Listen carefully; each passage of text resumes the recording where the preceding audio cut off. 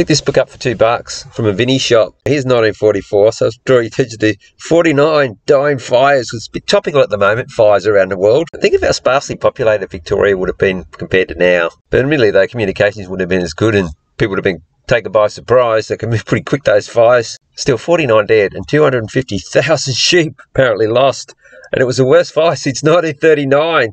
So obviously fires were, over summer periods, are pretty frequent. This article's from 1923. Melbourne hit by worst flood since 1891.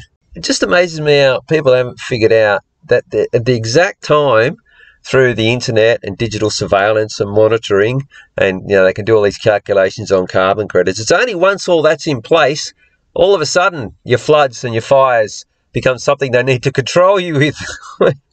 It's just ridiculous.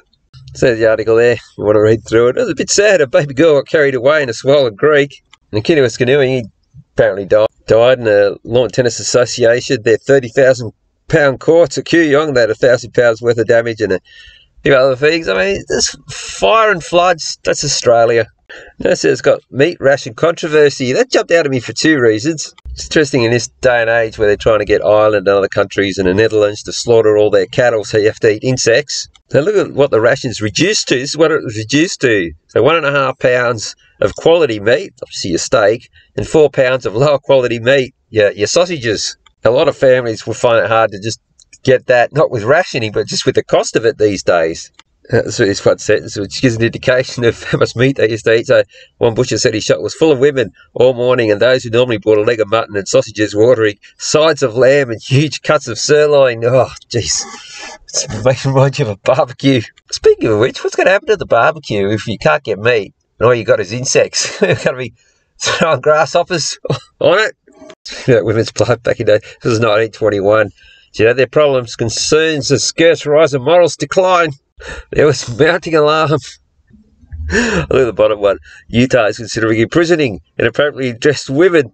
So obviously, it was important that people made their own decisions. They're stopping us from doing now, by the way, through censorship. But back then it was sort of societal censorship. But I think they really get to it in the last sentence. Designers have been quick to catch on the economic advantage of making shorter, simpler dresses which need less material. So obviously the motivations were profits, not spend as much money on raw materials. But in this case, their profits is actually sensible, particularly here in Australia. Look at some of those photos from the late 1800s, early 1900s, the women wearing these long-sleeved with dresses right down, made of, looks like calico or some really heavy material. Okay, maybe in Europe you could wear that. You couldn't wear that in Australia. I found that second part a bit interesting. So just back to this, 49 dying fires. And look, all throughout this book, and I've actually got another book that focuses purely on Australia, there's fires all the time and floods. All right, that's it for this one.